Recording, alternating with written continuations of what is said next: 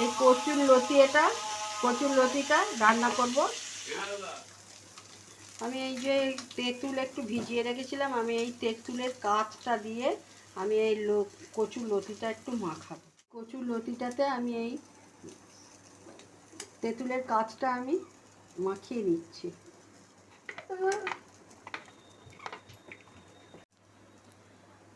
আমি এর মধ্যে সর্ষে বাটনা মাখিয়ে দিচ্ছি।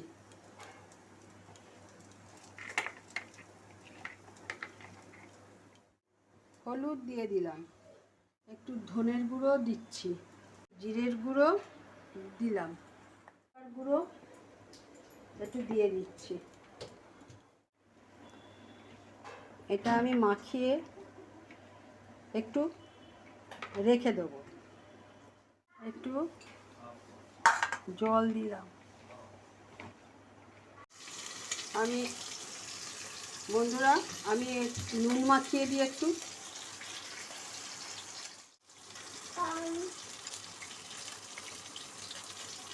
ডিম আছে, এই ডিমটাকে দিয়ে আমি রান্না করব।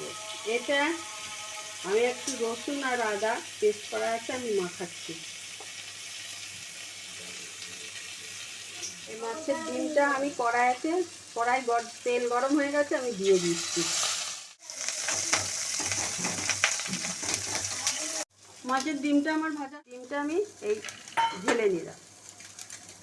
ডিম ভাজার কড়াইতেই আমি তেল দিয়েছি। এবার ফোড়ন দিচ্ছি, লঙ্কা দিলাম, এখানে জিরে আর কালো জিরে রয়েছে, দিয়ে দিলাম।